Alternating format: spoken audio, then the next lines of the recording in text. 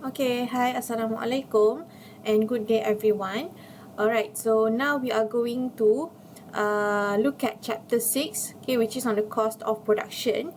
So, in the previous topic, okay, we have learned about theory of production, which we focused on the amount of inputs, okay, that you need in your production. For example, how many labor or how many capital that you need to produce a certain quantity of output. So that is what you have learned in chapter 5. Okay, so when you use input in your production, for example, when you hire labor or when you purchase raw materials or capitals and so on, there are certain money that you need to spend in order to acquire those inputs in your production. So you will incur what we call as cost of production.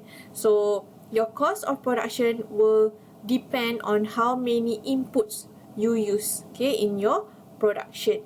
So in this topic, we are going to learn about the different types of costs, okay, that you can find in when you want to produce a certain output or production or products, okay. And then we are going to divide the production into long run production as well as short run production as well as long run production, just like what you have learned in chapter 5. Okay, so in a short run production, okay, you are going to learn about how to calculate the different types of costs that you have to bear when you produce a certain product. For example, what are the total costs of production, okay, or what are the average costs and the marginal cost, okay, in your production. And then in the long run, before that, when once you have calculated the cost, okay, incurred in your production, you are also going to learn about how to construct the graph, okay, or illustrate the curves in your production on a graph. Okay, and then later, after that, you are going to learn about long run production. So we are going to look at what are the factors that can change the cost of production. For example, the average cost or the average fixed cost, average variable cost, and so on. So in the long run, the cost can change, okay, because the period of your production now is becoming longer, okay. And then the last part of this topic, we are going to learn about revenue, okay, in different market structure, okay. In the next topic, okay, topic 7 and topic 8, you are going to learn about different market structures in economy. We have monopoly, oligopoly, monopoly competition, and perfect competition. So in this different market structure, the revenue, the way or the revenue generated in this market structure will be different. So we are going to look in this topic, we are going to look in general on how to calculate the revenue in different market structure. Okay. Alright. So now let's look at the cost concept, or the concept of cost, okay, that you can find when you want to produce a certain product. So now you imagine yourself as a producer. So you have to think of other than making sales or getting as high revenue as you can or profit as you can, you have to also take into consideration the cost that you need to incur in your production. So what are the type of costs that you have to bear, okay, as a producer? Okay, the first one is what we call as implicit costs. Okay, implicit cost is the value of input services that are used in production but not purchased in a market. So an example of implicit cost is when you have your family members helping you in the production or helping you with the production. For example, when you own a restaurant, for example, you have your family members working with you as the kitchen helper or the cashier and so on. Okay, or another example is, let's say you use your own house to produce your product. Okay, let's say if you are if you own a restaurant and you have the restaurant in front of your house, for example. So that is example of implicit cost, meaning you don't rent other premises or other buildings for you to operate your restaurant. You just use your own house. Okay, so that is example of implicit cost. Okay, you don't purchase in the market, meaning you don't, for example, you don't need to hire labor because your family member is working with you. You don't need to rent a building because you produce your product using or in your own premise or building. Okay, and then we have explicit cost, okay, which is the value of resources purchased for production. This is the normal cost that you have to incur. For example, when you hire labor, you have to pay their wages and salaries. When you purchase raw materials, you have to spend your money lah. Okay, that is cost in terms of purchasing raw materials. When you use electricity or water, you have to bear the overhead cost. You have to pay for the utility bills. Okay, and then when you transport your product from one place to another places, okay, that is what we call as transportation cost, for example. Okay, so those are examples of explicit costs that you have to incur, that you have to spend money on when you produce a certain product. So the normal cost that you have to incur when you produce a certain product. Okay, opportunity cost is actually what you have learned in the first topic. Okay, that is the next best alternative, okay, or the next best option that you can choose. Okay, if you don't choose the first option, you can have the second option. That is the opportunity cost. Or when you want to produce a certain product, there are other products that you have to forego. For example, product A and product B. Okay, you choose to produce more of product A, so you have to forego a certain quantity of product B because you have limited resources or limited budget and you want to minimize your cost. Okay, so that is opportunity cost. And then social cost is the total cost of production of a good that includes direct and indirect cost. This is actually the cost that has to be borne by people who are not involved in the production. For example, if you own a manufacturing firm, a factory, for example, okay, when you produce a certain product in your factory, what will happen is you will cause water pollution or air pollution, which will give impact, negative impact or harmful impact on the people living near the factory, okay, near your factory. So that is the social cost, the cost that has to be borne by the society when you produce a certain product. Okay, so social cost is cost borne by the society from your production, okay, impact from your production. Okay, sunk cost is the cost that a firm cannot recover from the expenditure it has made. Okay, an example of sunk cost. Okay, sunk cost usually is the cost that you have to incur when you want to begin a certain production. Okay, you're usually in the beginning lah. Okay, and sunk cost will not affect your future production or your future cost. For example,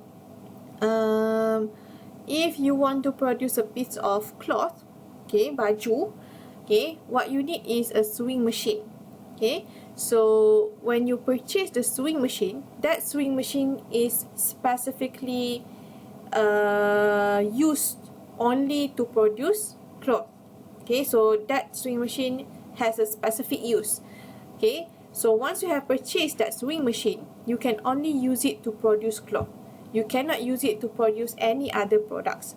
So let's say if you fail in producing the cloth, or if you don't make any profit from selling the cloth, okay, you cannot use that sewing machine for other, if you want to shift from that production to other types of production. Let's say if you want to sell cakes, or if you want to sell any other types of products, you cannot use that sewing machine that you have purchased before. Okay, so that is an example of sunk cost, meaning you have spend your money on that sewing machine and you cannot recover that expenditure and you cannot use it for any other type of production. So if you make losses from selling the cloth or producing the cloth, then you cannot recover the spending that you have made from purchasing the sewing machine. That is example of sunk cost. Okay, so you cannot recover the expenditure that you have made in case you have made losses and so on. Okay. Alright. Now let's go to the specific cost of production. Okay, so we are going to divide the cost of production in two time frame. The first one is in the short run production, and the second one is in the long run. So previously in chapter 5, okay, I have already explained that there are differences between short run production and long run production, where in the short run production, we assume that there will be at least one fixed input. Okay, so there will be one fixed input in short run production. So there will be fixed input and variable input. So when there is fixed input, there will be fixed cost.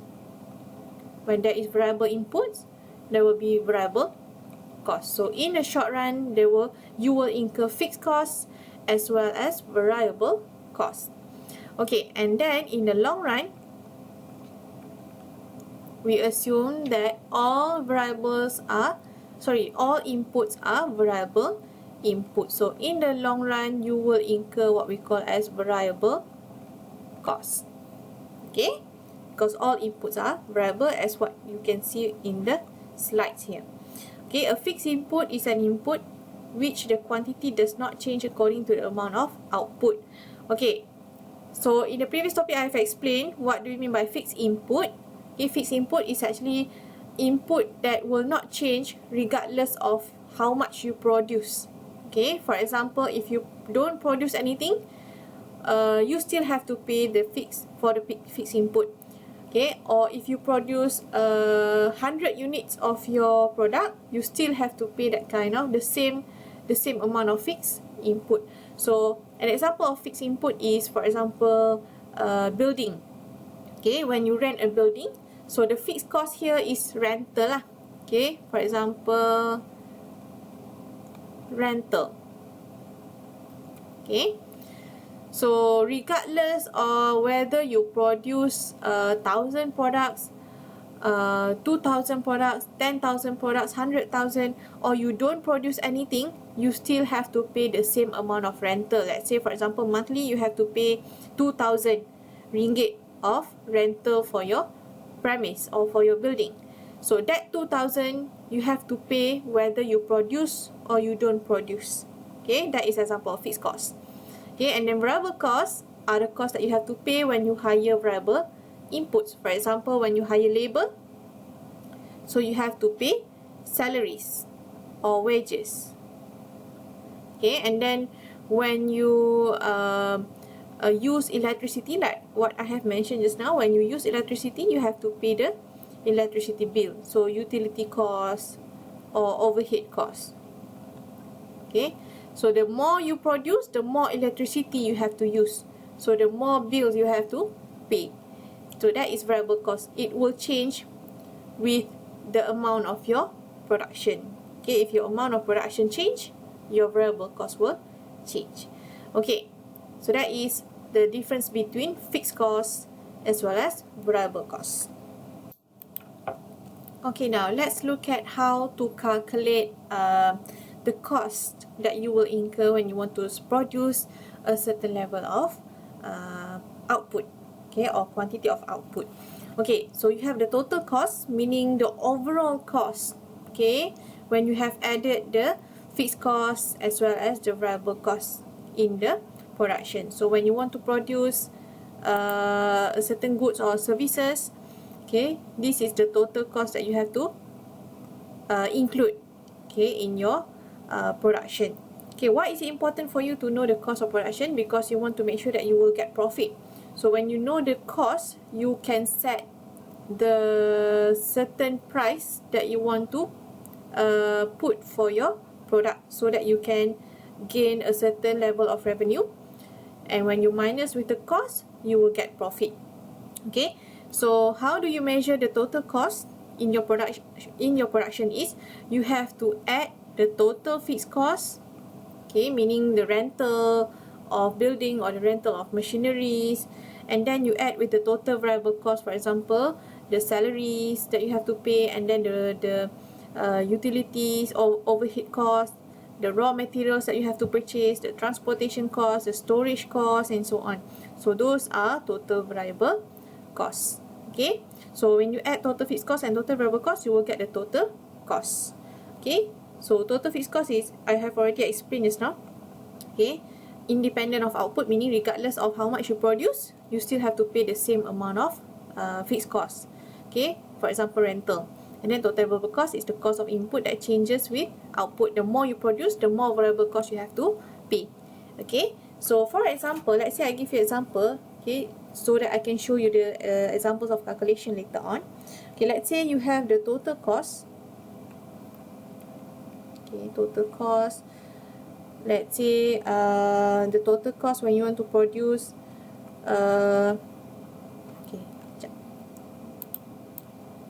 let's say you want to produce 50 units or 50 units of books, for example. Okay, so what are the total costs when you want to produce 50 units of books is RM1000. That is the cost. Okay, so from this RM1000, the total fixed cost is RM400, and the total variable cost that you have to pay is RM600. So when you add total variable cost and the total fixed cost, you will get 1000 lah. Okay, like the calculation just now. Okay, so this is the cost of production that you have to pay when you want to produce 50 units of books. Okay, so now let's look at the next slide, which is on how to calculate the average total cost. What do we mean by average total cost? Average means for 1 unit of output, for 1 unit of book in this case, what is the cost that you have to pay? Okay, just now we have calculated the total cost, the overall cost, which is 1000.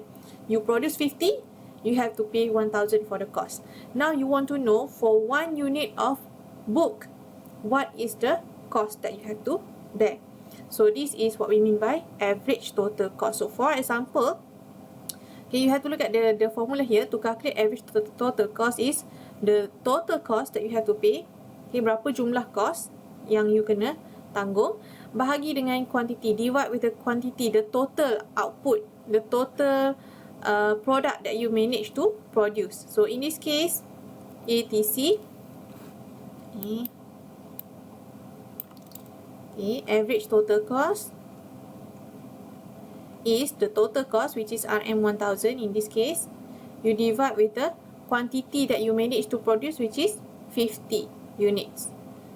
So what is your answer here? RM20. Okay, so you get RM20. So what do we mean by RM20 here? It is actually the cost of producing 1 unit of book.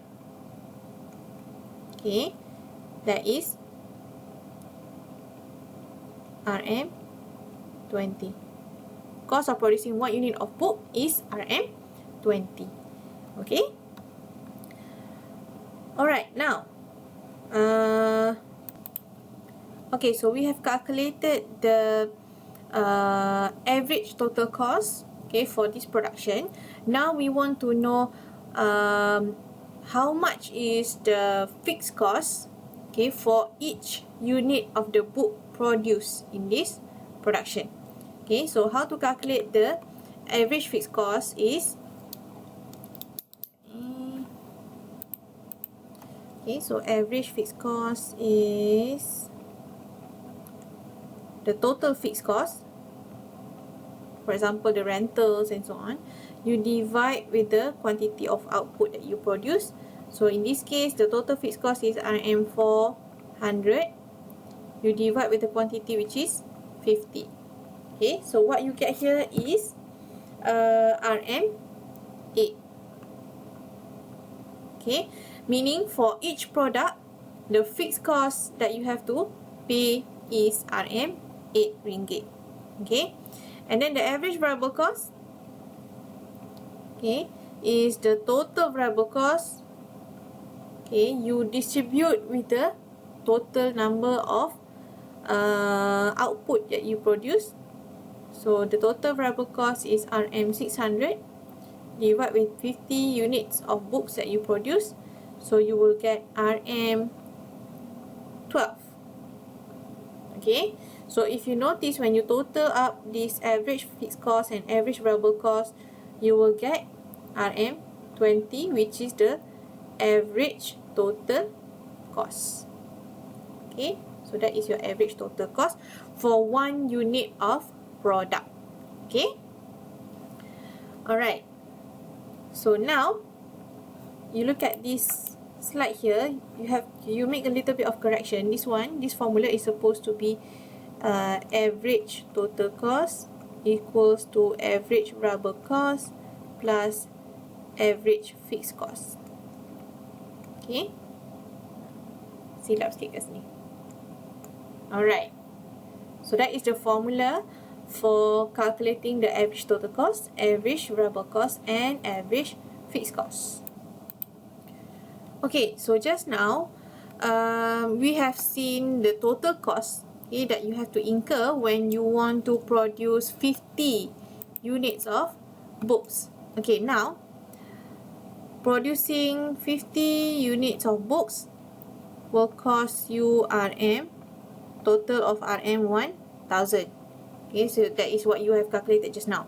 Okay, let's say if you want to add or if you want to produce more books, okay, so let's say you want to increase your production from 50 units to 60 units.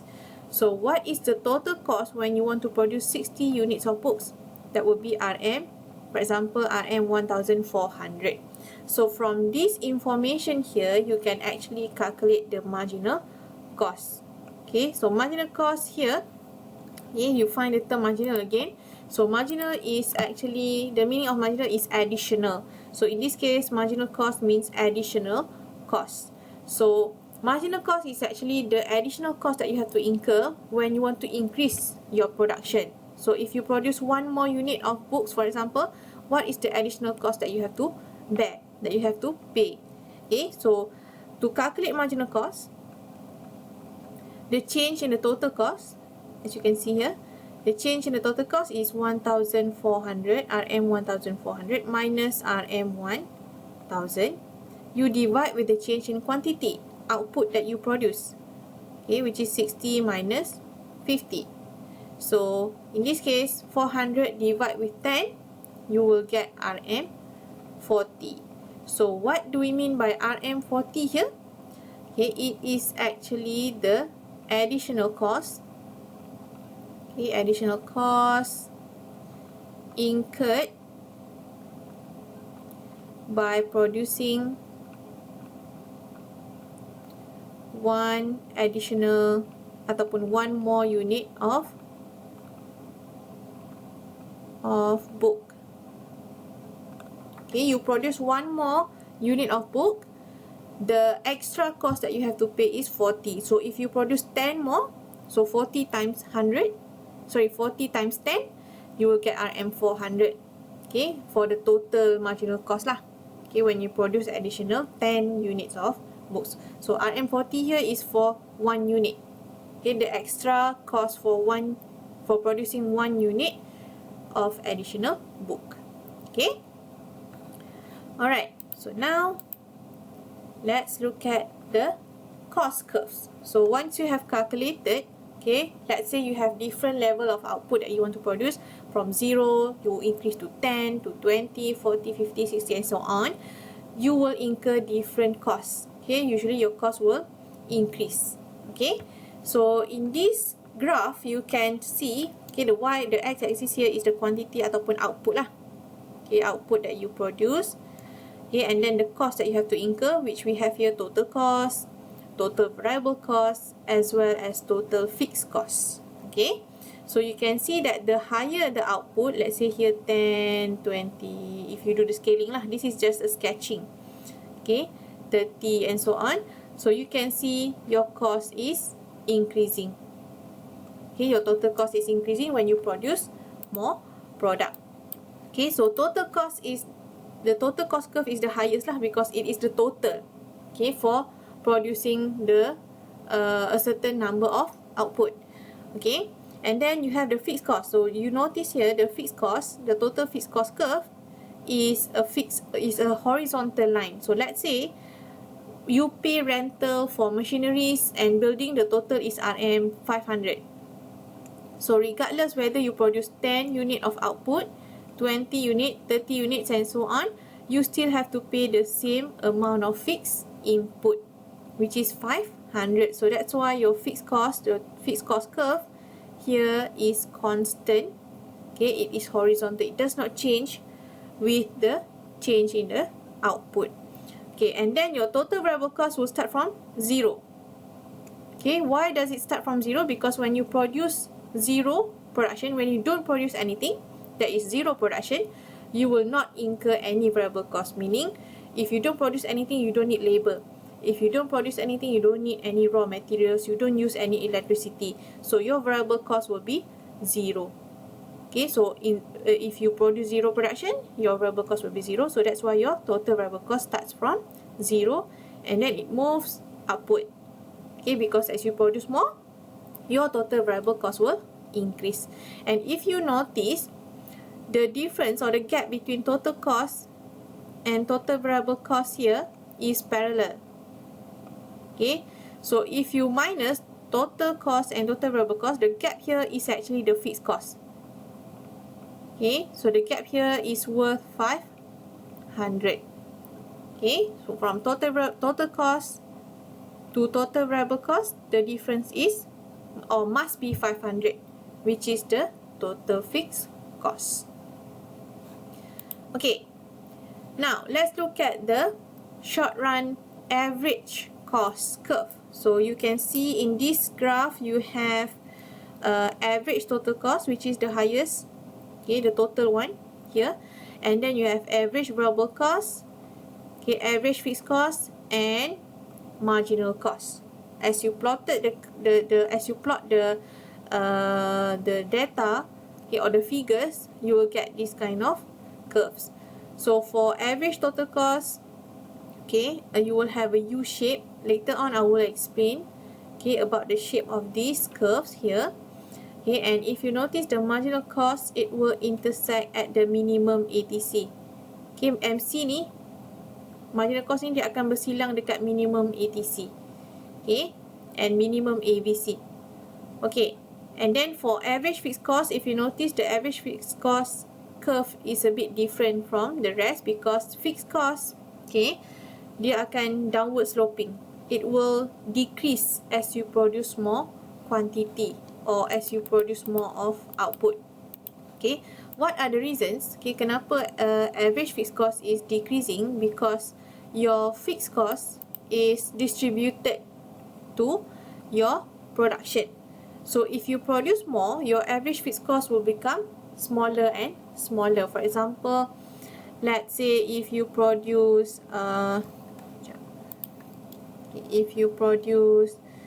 50, your total fixed cost is RM, let's say just now RM 400. And if you produce 60, your total fixed cost will be still RM 400. So it does not change. Total fixed cost does not change. So if you produce more and more, you divide 400 with 50 and then you divide 460, 400 with 70 and so on, your average fixed cost will become smaller and smaller because you have distributed the fixed cost to the total number of your production. So it's better if you can produce more because you still have to pay the same amount of rental and so on. Okay, so you pay rental, then you have to produce lah. If you don't produce, then you will get losses. Okay, you rugi lah. Right? Okay, so now you look at this table here. Okay, it shows the different level of output, okay, that you can produce. Here you have 0, and then you increase 1, 2, 3, 4, and 5. Okay, amount of production. And then you have the total fixed cost, which is 20. Later I'm going to show you how you get this total fixed cost. And then the total variable cost. Okay, so you can see here, the total variable cost is 0 when the quantity or when the production is 0. Meaning when you don't produce anything, okay, you will not incur any variable cost. You don't have to pay any labor, you don't have to pay any utility bills and so on, and raw materials. So that's why your variable cost here is 0. Okay, and then you have here the total cost of producing nothing. Okay, you get here 20. So what does it mean here is you still incur 20 ringgit of cost. Okay, for example here 20 ringgit of cost, even though you don't produce anything. So this 20 ringgit of total cost is actually your total fixed cost. Okay, so meaning even if you don't produce anything, you still have to pay 20 ringgit of, for example, rental, okay, of buildings, or rental of machineries or equipments. Okay, so this is the cost that you have to pay even though you don't produce anything. Okay, so that will total up to the total cost of the production. Okay, so even when your production is 0, when your production is 0, okay, your total cost is actually equals to your total fixed cost. Okay, this one. Alright, and then the total fixed cost is actually the sum of your total fixed cost and your total variable cost. Alright, and then the average fixed cost, okay, to calculate average fixed cost is the fixed cost 20 you divide with the quantity. Okay, 20 you divide with the quantity, so you get the average fixed cost here, and it will keep decreasing.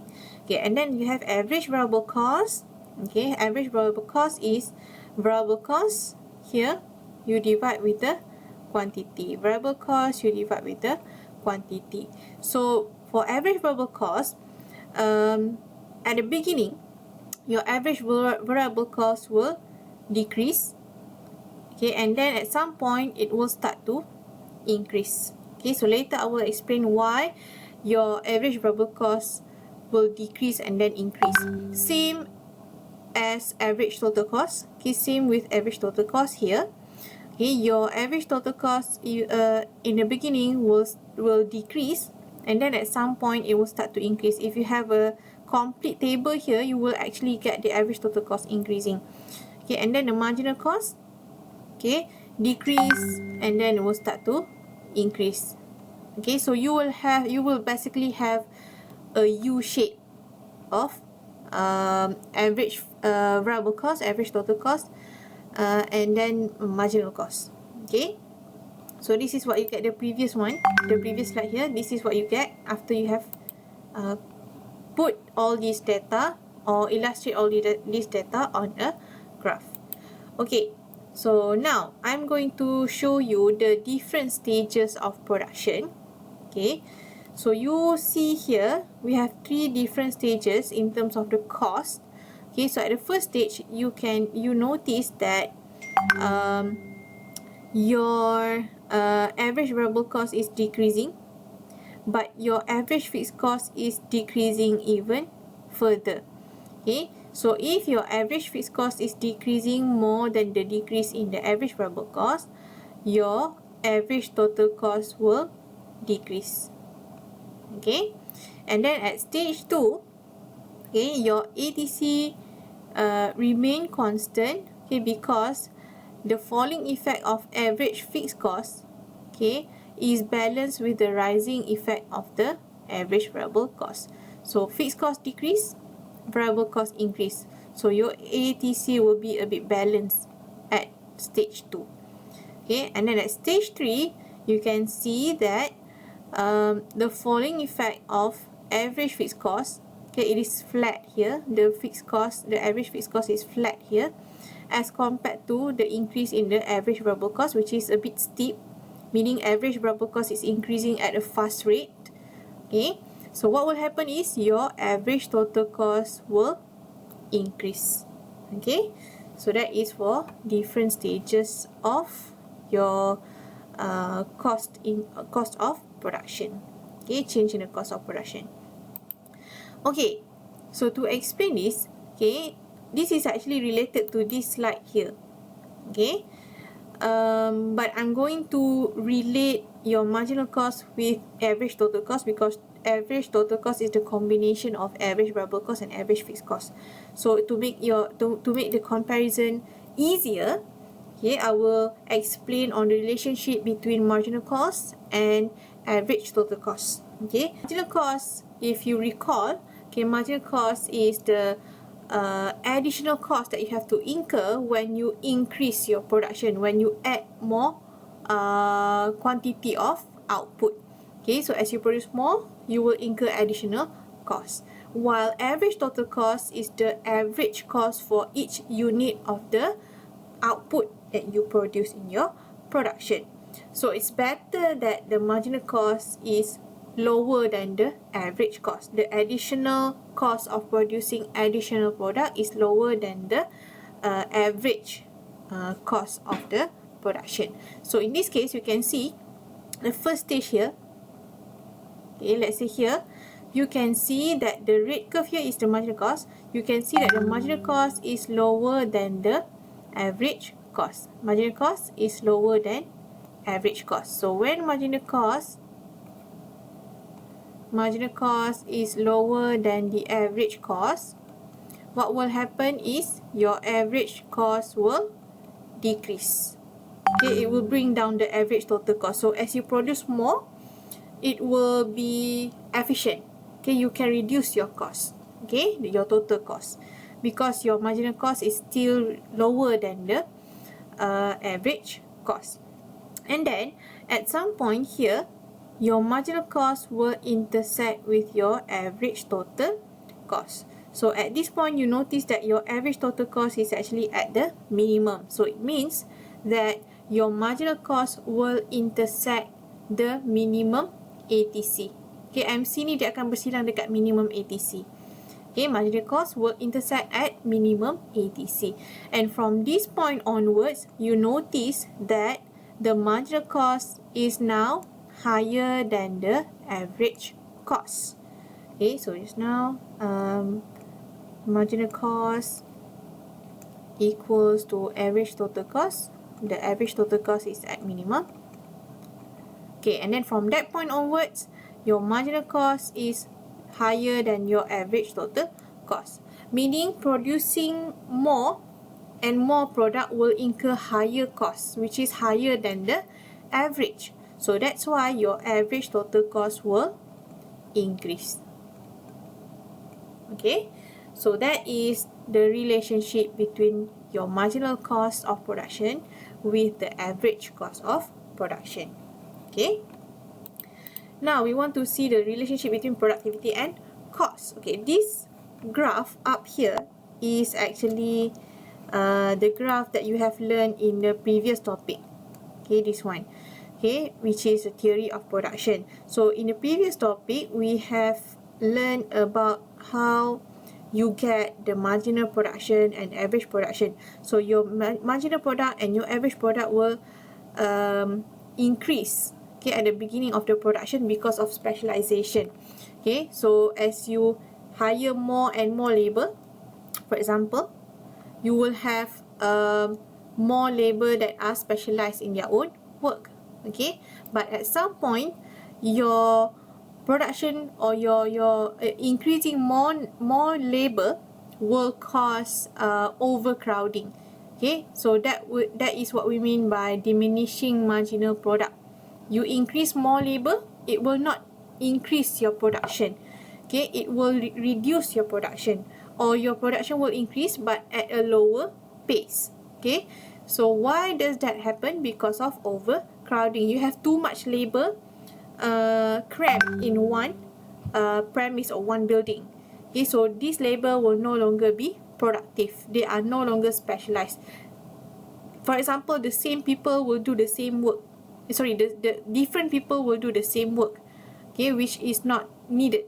Okay, so this, for example, you have three laborers, and these three laborers are doing the same thing, okay, because you have too many laborers in that production. So that's why overcrowding happen at this stage. So that's why your average product will reduce at that point.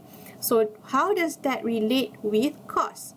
Okay, at the beginning of your production, okay, the specialization will cause your average variable cost to reduce. Okay, if you produce more and more of the product, that will give you benefit in terms of reducing the cost. Okay, the average cost, average variable cost. But at some point, your average variable cost will increase because of that overcrowding factor just now. Okay, so that's why you have increase in your average variable cost, right? Okay, now we continue with Isocost line or Isocost curve. Okay, so what do we mean by Isocost? This actually has the same concept with budget line, which you have learned in topic 4, if I'm not mistaken. Previous is topic 5, yes, topic 4. So you have learned about budget line. Okay, in this topic, okay, you have Isocost, which has the same concept as budget line, which actually shows the various combinations of two inputs, okay, assuming capital and labor, that you can hire or you can purchase with a given amount of money for a given total cost. So let's say if you hire a labor, you will have to pay their wages or their salaries. Or when you acquire a capital machineries, for example, you will have to pay rentals. So that will total up to a certain level of cost. Okay, so in this case, you will, as a producer, you will always have your own budget. You will have your own limitation in terms of how much you want to spend for the capital or for the costs and so on. So it's good for you to have your own limitation. Okay, so in this case, you have here the Isocost equation as the total cost. Okay, the total cost equals to the price of labor, which is W, wages for example, and how many labor you need in your production. You multiply lah dekat sini. Okay, and then you add with rental, which is the cost of acquiring capital. So you multiply. Okay, so let's say the wages of labor is RM 5 per hour, and you have 10 laborers.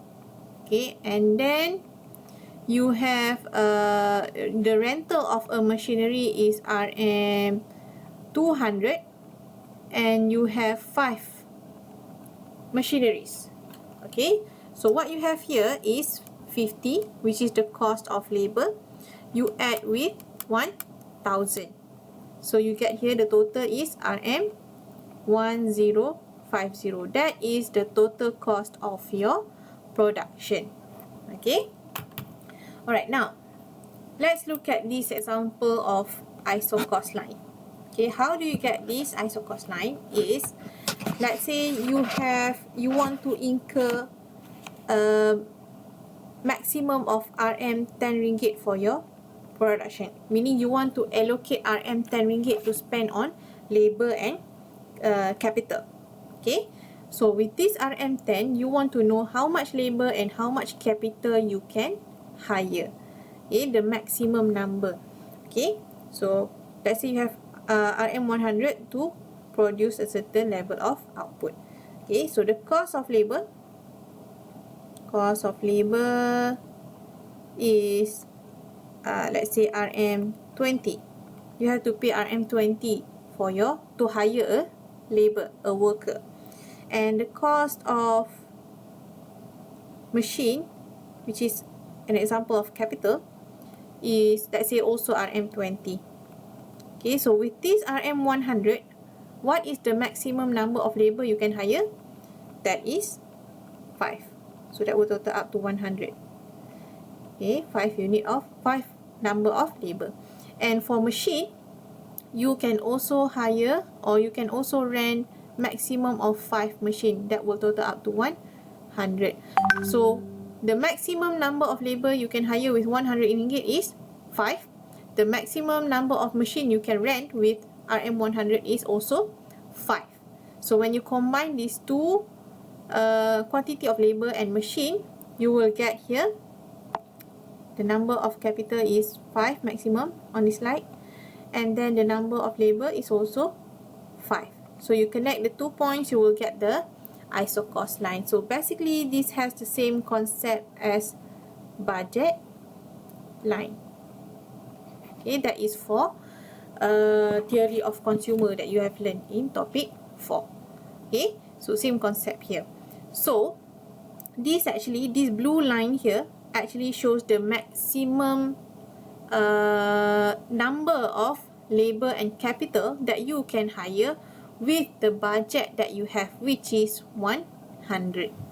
Okay, so you have this Isocost line here. Okay, alright, and then you have the Isocost map, meaning if you have higher budget, let's say just now you only have 100, and let's say if you have RM 120, okay, meaning you want to spend a maximum of 120 for your cost of production, so you can hire more labor and more machine now because you have higher budget, okay, or higher allocation of money for your cost. So the higher the Isocost line, meaning the more budget you have for your cost, okay, of production. So this is basically, this has the same concept as budget line here. Okay, so as a producer, you will have to decide, okay, at what point or which point, okay, on this graph here, okay, as you can see in the slide here, is the most efficient point for you.